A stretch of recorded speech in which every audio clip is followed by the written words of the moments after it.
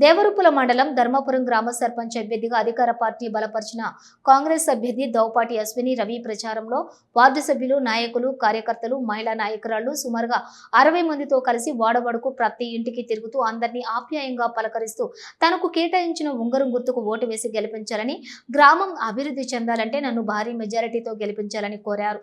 ఈ కార్యక్రమంలోని గ్రామ పార్టీ అధ్యక్షులు సంఘీ కుమార్, ఉపాధ్యక్షులు దౌపాటి సోమయ్య, బీసీసీఎల్ ఆవుల వీరన్న, ఎస్సీసీఎల్ ఏడెల్లి యాకయ్య, మండల ఎస్సీసీఎల్ పులిగిల్లి కోబిన్ బాబు, సోషల్ మీడియా మంద అశోక్, దౌపాటి నర్సయ్య, పులిగిల్ల యాకయ్య, ముత్యాల వెంకప్ప, తాళ్లపల్లి నవీన్, ప్రశాంత్, అంజయ్య, వెంకన్న, సమ్మన్న, శోభన్ బాబు, రవి, యాదగిరి, గ్రామ నాయకులు, కార్యకర్తలు తదితరులు పాల్గొన్నారు.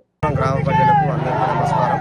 గత ప్రభుత్వం చేసిన అన్యాయాలు, అక్రమాలను అరికట్టి అన్నిటినీ అధిగమించి మా నియోజకవర్గంలో ఎమ్మెల్యే యశస్విని రెడ్డి గారిని గెలిపించుకోవడం జరిగింది. అదేవిధంగా ధర్మపురంలో కూడా మా కాంగ్రెస్ పార్టీ అభ్యర్థి అయినటువంటి దౌపాటి అశ్విని రవి గారిని ఉంగరం గుర్తుకు ఓటు వేయించుకొని అత్యధిక మెజార్టీతో గెలిపించుకుంటామని ఈ సందర్భంగా తెలియజేస్తున్నాం.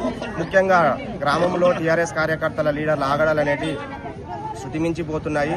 ఒంటరి మహిళలను చూసి అర్ధరాత్రి వేళ వాళ్ళ ఇంటికి పోయి నీకు ఇదెట్లా అదెట్లా అని వాళ్ళని బెదిరించడం జరుగుతుంది.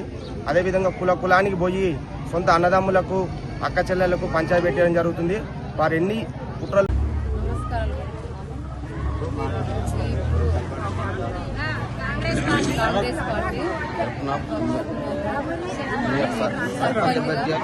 ముందుకు వస్తున్నాను. గ్రామాభివృద్ధి కోసం అన్ని విధాలా మీకు సహాయ సహకారం అందిస్తాను. మహిళలకు కానీ, యువకులకు కానీ, రైతాంగానికి కానీ అన్ని విధాలా సహాయ సహకారాలు అందించుకుంటూ గ్రామాన్ని అభివృద్ధి పథంలో తీసుకెళ్తారని, ఈ ఒక్క ఛాయిస్ ఇచ్చి నన్ను గెలిపిస్తారని, ఉంగరం గుర్తుకు ఓటేసి అధిక మెజార్టీతో గెలిపిస్తారని నా యొక్క మనవి.